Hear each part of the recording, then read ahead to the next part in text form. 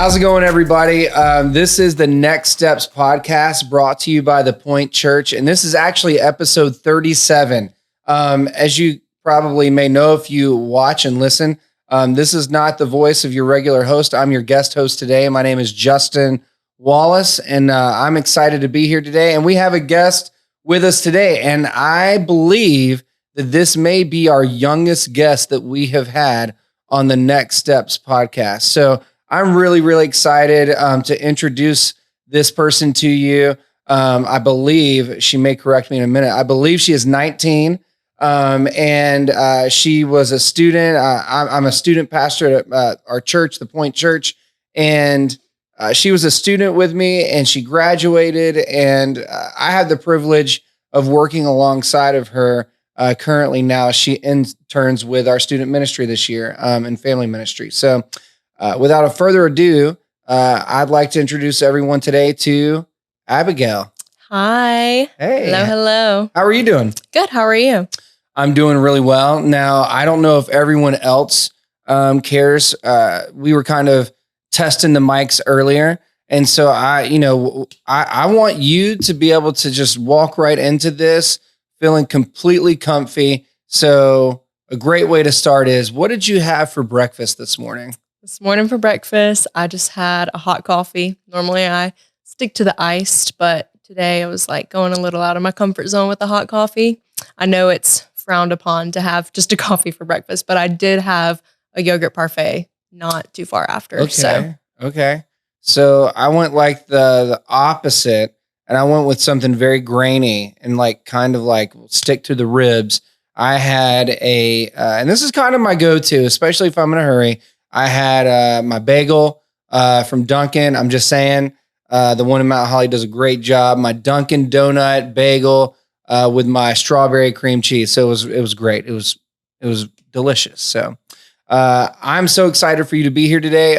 So Abigail, why don't we jump right into this? And I really want everyone to kind of hear about who you are, and then we'll talk some more about your story. But give us the background of who is Abby, your family, those dynamics. Like, give us that.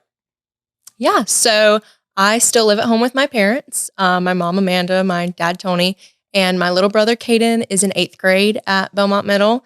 I am a dog mom to Soldier. He is a golden retriever. He's almost 8 months old, and we have the same color hair. So I practically birthed him. He is my son. Okay. Yeah. I'm just going to leave that there. I'm not even going to touch that. No questions asked. Yeah. Beth and I, we talk about those kind of things like dog moms and cat moms and that. You do, I will say, I wasn't going to say anything, but I have to. You do hear more of like the cat mom and dog mom. You don't hear a lot of like men saying, yeah, I'm like a cat dad. Yeah. I'm just saying, you don't hear it as much. And it's the women. Yeah. So, okay. Continue. I admit it. Yeah. So Soldier is my baby. I love him. I'm currently going to Gaston College. This is my first year there. I'm studying currently like psychology and that sort of stuff. I want to go into youth ministry, which I'm sure we'll talk about a little bit later. But I'm studying some psychology right now to get kind of a background of, children and how our brains work and all that good stuff that you need to know. And I'm running cross country there. I had never run cross country before, so this was a new adventure for sure. That kind of worked out in a funny way. The coach of the cross country team at Gaston College actually is a teacher, a basketball coach, and a cross country coach at the high school that I graduated from, South Point High School. And he found out I was going to Gaston, pulled me aside and was like, "Hey, I know you've never run cross country before, but would you be interested?" And I was like, "No. 100% no." I have played soccer my whole life, and I recently took up basketball in junior and senior year of high school. So running was not my friend, even though both of those sports involve lots of running. So I originally told him no. He kept kind of asking and asking. I eventually did agree, and it's been a great decision. It's been really fun. Obviously, our season's over now, so I'm running on my own, which has been a different journey. So that's a little bit more difficult of like finding the drive to like get up and go run. Yeah. But it's definitely more fun running with friends. But either way, I've like A, grown as a runner, and B, like grown like a lot of discipline through it because I was not a runner to begin with. And I wouldn't say I'm good now, but we're working on it. So, well, running is like one of the best exercises you can do for your heart and just like it's good for your mental health and different things like that. I wish I was a runner. And I say that a little tongue in cheek, like there's a part of me that like envies people who run, like Pastor Ray, right? The host of this podcast. He is a runner. I am more like the guy who has the cup of water that's going to like hand it to you as you're running by and you splash on yourself or whatever. But here's the difference. Like I'm very similar to, like you said, basketball. I can run baseball, football. I can run, but I feel like there's like a short-term goal and like running like cross country, man, kudos to you because I would just be like halfway through, like bored. Like that would be so hard for me to do. I need someone on a golf cart with a Chipotle bowl on the back of the golf cart and I can just chase it. That would motivate me enough. Oh my gosh, if I'm being sounds honest. amazing. Yeah. You need to pitch that idea to Gaston College. I mean, why not? We would all go to the Olympics. Just try it. It wouldn't hurt to try one time to see if you improve your time. I completely agree. Very cool. Okay. Completely agree. So what else about Abby? So I have grown up in Belmont. I went to Page Primary, started out there, and then went to Belmont Elementary, Belmont Middle, when it was the old middle school. I did not get to experience the new one. My brother, however, did, and I am a little bit jealous. He never experienced holes in the ceiling. I'm not sure. Yeah. It builds character, you know? Yeah. And then I went to South Point High School, and all throughout these years, I was playing soccer. That started in middle school. I actually used to rodeo and have a horse. Wait, I've known you for a while. I don't know that I know anything about the rodeo Abigail. It's a long story. Okay. So, this is the first I've heard of the rodeo. Are there pictures and videos? There are. We will have to get some of those to add to this podcast because that is awesome. Yes. So ever since I was little, I just loved horses, loved them. I was put into English writing lessons when I was younger, but I ended up not liking it as much as I thought I would because you have to be really prim and proper with it. You have to sit up straight. You know, your hands have to be like this the whole time. And I was like, this isn't fun if it all is like staged, right? Mm-hmm. So I ended up having my mom switch me into Western riding, which is like the rodeos and all that good stuff. And this is a long story, but I got attacked by a dog one day.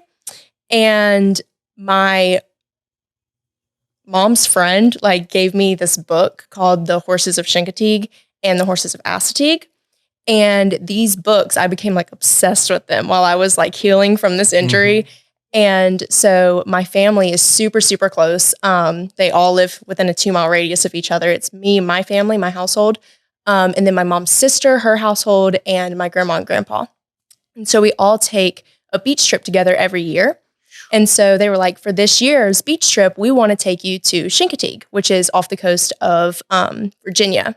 Okay. And so I was like stoked, obviously. I was like, I've just obsessed over these books for like the last 6 months of my life. And now you guys are taking me. It was awesome. So we get up there and what they do actually is Chincoteague is on the mainland and Assateague is an island off the coast of Virginia.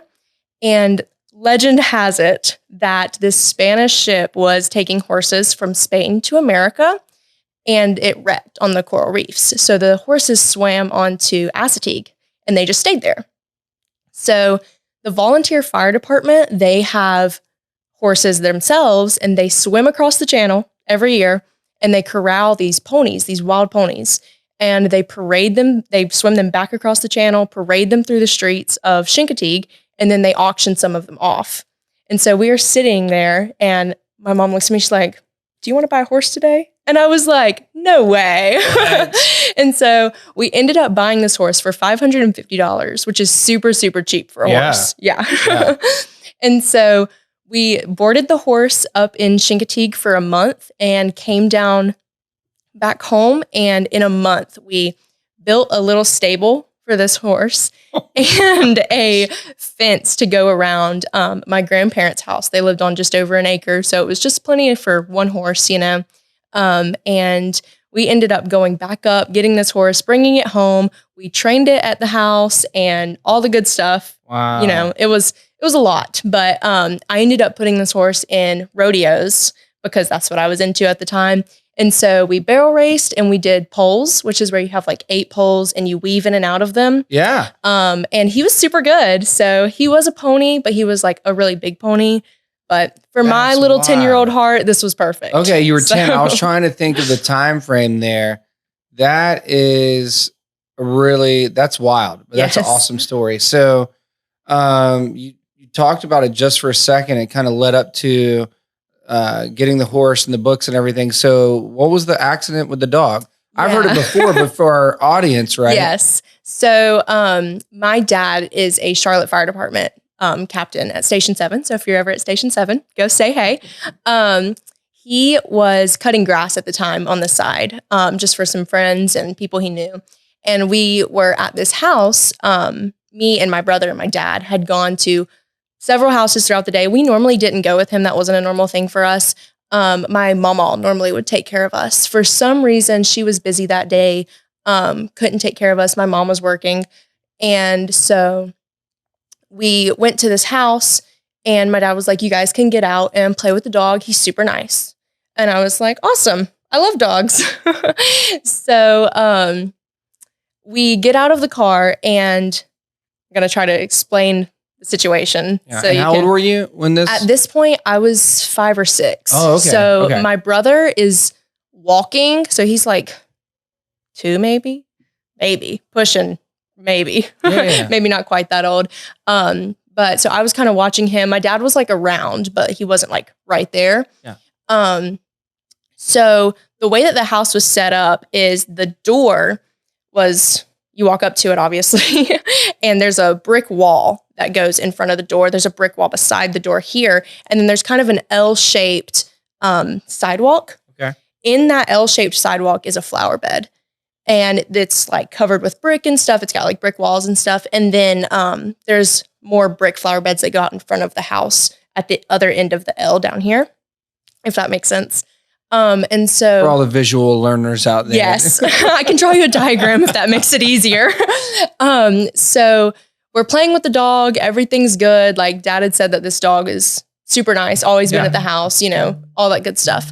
And so we ended up playing with the dog and I was like noticing the dog getting like more antsy and he was like uncomfortable kind of. It was weird. And the dog, my brother was in the corner of the L-shaped sidewalk. So he's against a brick wall and a door. And the dog starts to kind of like run to him, like leaping for him. And so I was like, well, my brother's like less than 2. He's like not gonna be okay. And so I jumped in front of Caden and the dog attacked me instead of Caden. And so Caden was like screaming, crying, all that good stuff. And I'm like crawling out from under this dog, trying to go down down the sidewalk of the L-shaped sidewalk. My dad was actually on the other side of the house.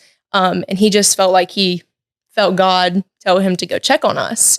And he was like, I just need to go check on the kids. And so he comes around and he's like, oh my goodness. He sees this. He's like, oh my goodness. And so oh my goodness, that's one way to say it. Like, geez. So he ends up like ripping the dog off of me. And the dog bit his hand. So at this point, the owner comes out of the house now. Not sure how he didn't hear the screams of 2 young children, but it's okay. So he gives us a towel and I like wrapped it around my head. And Dad's like, I'm going to drive you to the emergency room because I'm not going to wait on an ambulance. Yeah. Mind you, my dad is a Charlotte fireman, so he knows a little bit of EMT. Yeah. So he takes us, puts us in the car. Caden is hysterical, like as one would be. To paint the picture for you, what had happened was he had clawed this cheek specifically all the way down here. And I still have some scars there that you can see. But he had basically ripped my entire cheek off. So you could like see in and everything. It was just off.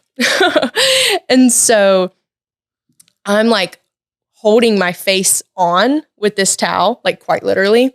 And dad is like rushing to the hospital. I remember being in the back seat of his truck being like, I'm going to die. I'm going to die. I'm going to die. And dad was like, if you say that one more time, I'm going to ground you. And I was like, you're going to ground me? I'm going to die. And so we're rushing to the hospital. My mom at the time worked right across the street from the hospital. And so dad called her super calm like, and he's like, hey, Amanda, I just want to let you know, Abby got bit by a dog. She's okay. Do you mind going across the street and getting a room reserved for us? And she's like, oh, sure. I mean, all right. She's okay. And dad's like, oh, she's fine. It's all good. He's trying to like not freak her out. Oh my goodness. And so mom goes and is like, hey, can I please reserve a room for my daughter? She got attacked by a dog. She's on the way here with my husband. And the lady's like, no, we can't do that. She has to be here. Yeah. And my mom's like, what do you mean she has to be here? I'm telling you she got attacked by a dog. Like, we need a room. And the lady's like, I'm sorry, ma'am. I can't do that. And so I get to the hospital and this is what my mom says. She says that I jumped into her arms and I said, Mommy, he bit my face off. And mom was like, oh gosh. And she starts hysterically crying, the whole thing. And so mom takes me inside, sets me on the counter. She talks to the receptionist. She's like, is she here now? Like, can we have a room now? And the lady was like, oh my goodness, yes, absolutely. And so we ended up seeing a bunch of plastic surgeons and stuff. Yeah. And a bunch of them wouldn't work on me because they were like scared that they were going to mess something up. In the words of one surgeon, he said, you're talking about a little girl and her face. I don't want to be responsible for that. And so we ended up getting this super amazing doctor. He was amazing. And he came in and did the surgery and all that good stuff. I was home like probably that day, maybe the next day, I think. So it was pretty quick. And then I just couldn't eat anything. I was living off of popsicles and chicken noodle soup. My favorite show at the time was Scooby-Doo.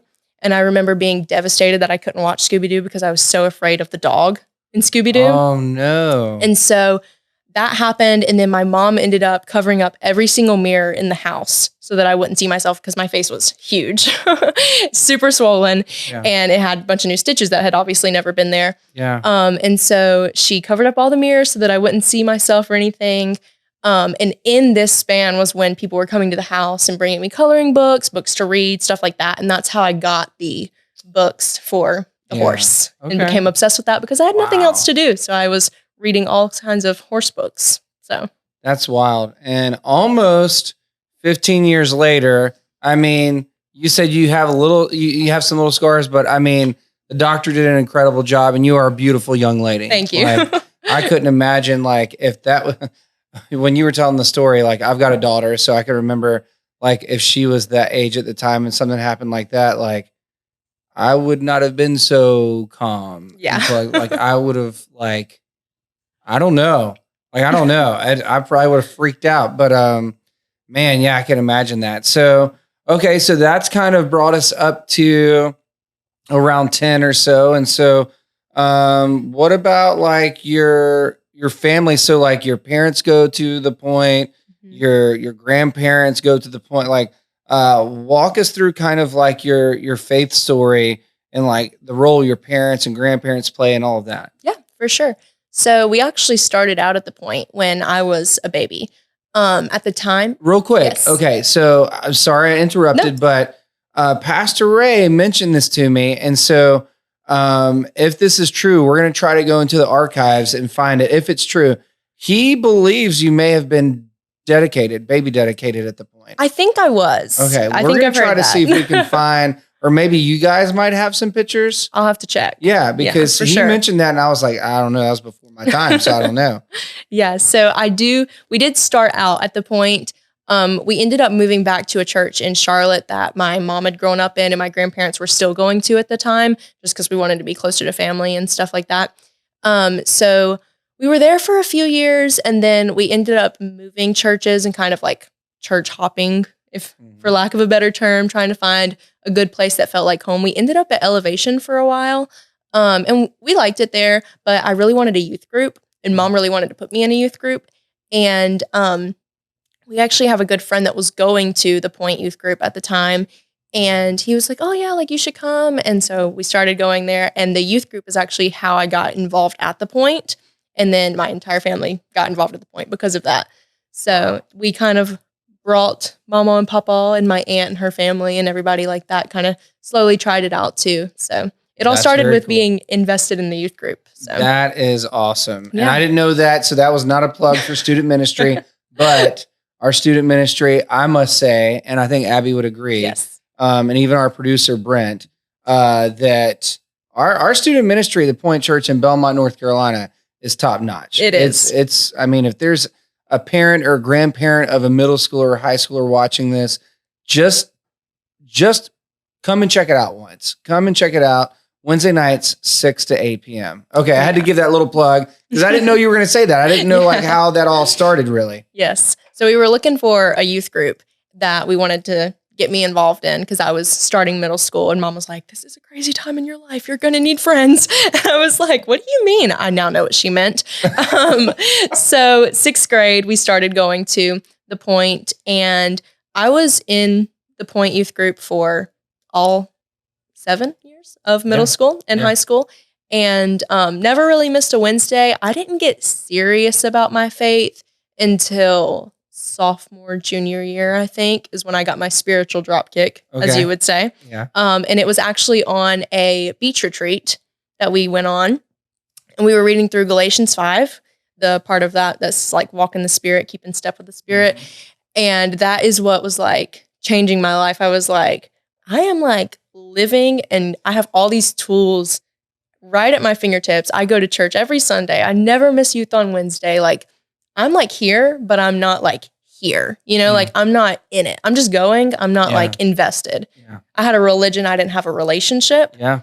And so that's when I got super serious about getting into scripture on a regular basis, you know, praying. Like before this, I got baptized at the church that we went to in Charlotte for a while. But I was like 6 and I don't remember it. I think there was a girl my age getting baptized at the same time. She happened to be like the pastor's daughter or something. And I was like, I know I need to get baptized. I'll have to at some point. Why not let today be the day? And I had no relationship with the Lord. It was just like, let me go under the water. Like, let's get dunked. And so I never really like understood the gravity of that. So I was like, oh yeah, I've been baptized. I'm a Christian, but I wasn't living like it. Yeah. And so when I had my spiritual dropkick, I got serious about it. And I was like, you always say like, you get out of it what you put into it. That's right. And I kind of took that to heart and was like, if I want to like see a relationship with the Lord happen, like I have to like put in work. That means like I have to read my Bible, whether you want to or not. And so as soon as we got home from that trip, I started reading the Bible, a little section of it every single day. And I never missed a day until October 7th of 2022. But I'm not upset about it. It's okay. I'm not upset about it. Your face and demeanor, everything changed. You were like, I was on the greatest like streak. I was. And then, you know, here we go. It's terrible. But I got really serious about it. And I was like, I'm going to spend time with God every single day. So something about me is I cannot sleep in my bed if there's anything on my bed. Like clothes or something. Like Mom will put clothes on my bed. Like they have to be put up before I go to Oh, sleep. I'm glad you said put Like- up. I would have just kicked them off. I would have gotten under the blanket and just like kicked them. Well, like, shoot sometimes 'em that away. happens. Yeah, As long as they're not on the bed. yeah. So I would get up in the morning and put my Bible on the bed. And then I would not go to sleep that day until the Bible had been read. Like I was super, very cool. super diligent about it. Cause I know me and like, I won't go to sleep with anything on my bed. So I'd have to move it off anyways. Might as well read a little bit while you're at it. Yeah. You know? And I wasn't by any means reading like books, chapters of the Bible, but I would read like, you know, 10 verses here or there, 20 verses, you know, just something like that fills you with the Spirit for a little bit and you're good. You kind of take it to heart, baby steps, you know? Yeah, it's Baby not steps. about quantity, it's about quality. No, exactly. It really is, yeah. Exactly. Jesus wept is a great verse. And so I decided I was going to get like super serious about it. And I saw God like just totally move in my life. And he was like cutting out things that were like bringing in sin. And some of it I didn't want to leave, of course.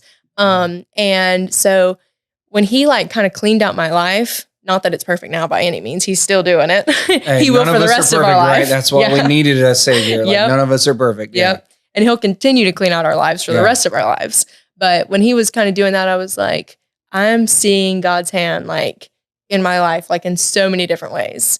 And so I ended up actually serving with the youth my senior year of high school and led the 6th grade girls, co-led, student-led, the 6th grade girls. And they were angels, super sweet, lots of energy. If you have a 6th grade girl, then you probably know that they're a lot of energy, but so worth it. And I had so much fun. And that's when I was like, I could do this. Like I could get into this and like want to do this, you know? Yeah. And so we had 180 weekend, which actually just happened a few weeks ago, you know, and it was awesome. We had a great time. But we had 180 weekend of my senior year, and I prayed going into it. I was like, this is what I want out of this weekend, God. Like, I want an answer of like what I should do with my life and like where I should go, because colleges are sending me all this stuff in the mail and I don't know what I'm doing with my life. At this point, senior year, I had not applied to a single place because I was so like, I'm going to college. I'm not going to college. I'm going to be a writer. I'm going to be a news anchor. I'm going to do this. I'm going to do that. And I had no idea what I wanted to do. So I prayed going into that weekend that the Lord would just show me like a sign of like what to do. Yeah. And the last service of 180 weekend, the pastor that was up preaching, he said, if you feel any calling to go into youth ministry, then this is like your sign, like go into youth ministry. And I was like, oh, well, okay, God, like that was for me. Like, I hear you. And so I was like, well, there we go. So after that, I decided I was going to go to Gaston College and stay local and just study like psychology stuff so I can get background for like kids and people and like why they are the way they are kind of thing. And my plan right now is to go into youth ministry, kids directory, whatever that may look like in the future. But yeah. Very cool. Wow. And I mean, I just want to say that your story, as far as like your junior, senior year, not really sure, applied to or didn't apply to places, wanted to go here, thought about this. I mean, I'm 20 years older than you, but it sounds so much like my senior year. Like almost applied for this place, wanted to go this place, actually went and spent a weekend at one place in Tennessee, and I thought that was going to be my place. And like really nothing ever stuck. And I don't know if you ever felt like this, you know, I don't know how much things have changed in 20 years. But I felt a little bit of guilt, a little bit of shame because I didn't know like everyone else had their stuff figured out. And even though it wasn't intentional, sometimes the adults in our lives that love us can kind of also put that weight on us and that kind of thing. And so I don't know if you felt any of those things as a senior in high school with everyone else kind of having their game plan and you kind of, it's almost like society makes us feel like we're just doing this, right, with our thumbs, even though we're really just, I mean, you probably were in the same spot I was. Like I was seeking God and I just didn't know. Yeah. And like as an adult now that has kids, like all of us adults should, with students or young people that just don't know, we need to tell them like, that's okay. Yeah. That's okay that you don't know. Like we need to plan for like the next 6 months to 12 months, right? Like we can't just like play video games till 3 a.m. and like eat Cheetos, right? Like that's not a plan, but it's okay to not have like this grandiose like idea, like this is everything my life is going to be for the next 30 to 40. I mean, that's just, in my opinion, that's kind of silly. So I don't know if you had any of that kind of weight. Oh yeah. You felt. Yeah. Oh yeah. For sure. All of those feelings of like walking through the hall and like, oh, I'm going to NC State. Oh, I'm going to Chapel Hill. And those are great colleges. And I love my friends that go there. And I'm like, I kind of want to do that too. But then I kind of want to like go to Italy for a semester and like do nothing and like, you know, learn about Italian culture, learn how to make pasta. But then I also, this was actually my plan for a little bit. This is crazy. I was going to, and this is a true story, okay? I was going to buy a van and I was going to live out of said van. I was going to buy a dog. I was going to travel the United States, sharing the gospel while working like waitressing jobs at like Waffle Houses, like nationwide.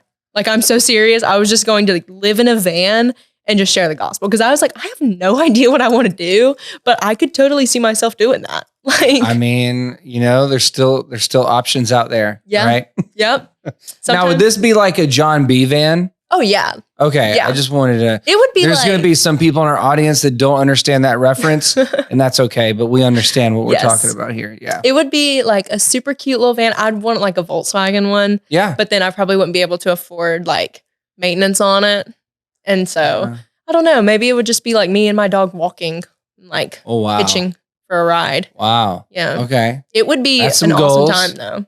That Oh, was you would my definitely original have plan. some. You would have some memories. You would probably be able to write some good books post that experience. Oh yes, for Yeah. sure. For sure. So that was the original plan, but I mean, I guess God had more. Yeah. I mean, hey, again, like as someone who has been your pastor and now you work alongside of me and we spend some time together, like it's always changing. Like how I see my life is like when I was your age, I saw certain puzzle pieces, right? Because I think if God had revealed too much to me at one time, it would have overwhelmed me. It would have freaked me out. It would have Yeah. all those things, like it would have been too much. And so in the same way, like just keep taking that next step, right? Yeah. Part of this whole thing is like that next step. And speaking of that, you've got some next steps that you're doing currently within the Point Church. Like I kind of talked about that a little bit earlier with you interning. So tell us about like your involvement right now and kind of where you're at, kind of with working and serving and that kind of thing. Yeah. So with the youth ministry, which we meet Wednesday nights, I usually get to the church and we kind of, set everything up and go through, the lessons for the night and like that good stuff. Make sure leaders have what leaders need, make sure kids have what kids need, make sure that everything's where it needs to go. And just like, then we get to serve the kids and serve the leaders. And like, I know it's a life-changing experience for the kids because I once was one of the kids, but now, even though I'm not like a small group leader, I am still somewhat a leader. And I get to see like the experience of like the life change as a leader standpoint. Yeah. And like, that's super cool because that like the kids are getting fed, but like the leaders and the adults are getting fed too. Like you can be like a girl boss in Charlotte and like live your best life, but like Wednesday night, come hang out with these kids. You'll see more change there. Like That's it's awesome. Yeah. And so, So real quick, there's so many people over the years. I've done student ministry for a long time as well. And so I'm asking you, you're young, you're 19, you're an intern. Do we just wing it? Did these services just happen by themselves or like, is there actually stuff that goes into it? oh, there's stuff that goes into it. There's a lot, right? Yes, a lot. So the next morning we have a little breakdown meeting of everything that happened the night before and like all the goods and bads and like what we can do better to better serve both the students and the leaders. And then we also don't just like look in the past from the past evening. We also like look to the next week and like how we're going to serve them then and what we're going to do differently, what we're going to do the same, what worked, what didn't work so that we can like best equip the leaders to serve our kids and then so that we can best serve our kids just from us to them.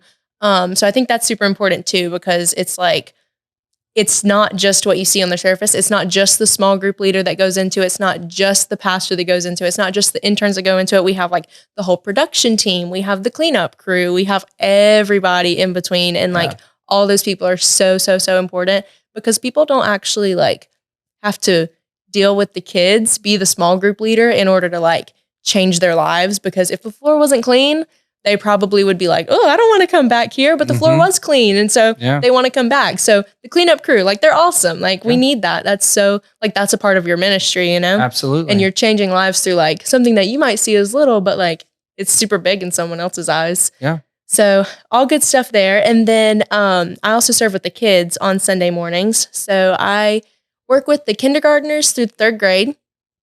And they are precious. I love working with the youth, but I love working with the kids because like the innocence of it. And it's just so precious. Like the Lord says, like, let the children come to me and like come to me like a child with like childlike faith. That's and right. like the answer is always Jesus. And like, that's right. The answer is always Jesus. Like if the second grader knows it, like, why don't we, you know? Yeah.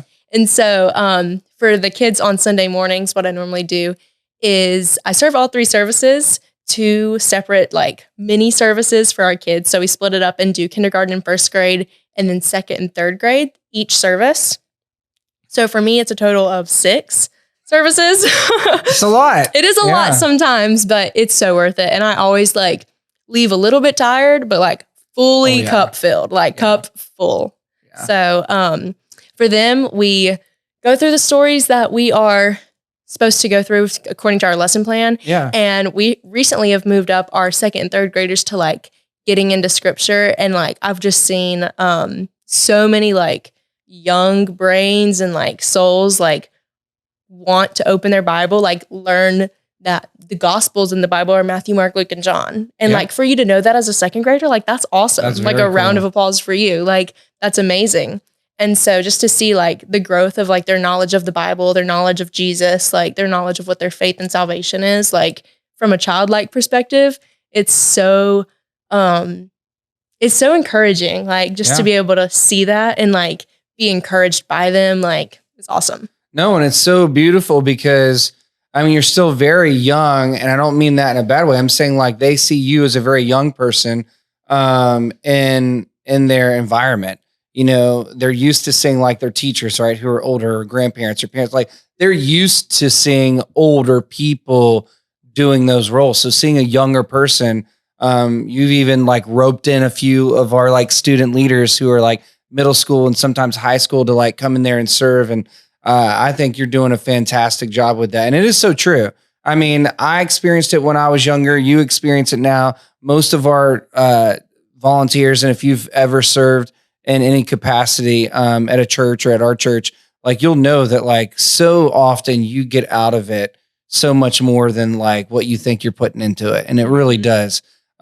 Jesus knew what he was talking about when when it comes to serving. He might have been onto something. I don't know. He knew what he was talking about. He knew how much our heart and our soul and our spirit needed that. So if we look a little bit ahead to the future, so a couple of things. You're going on a middle school retreat here in a couple of weeks. That's really awesome.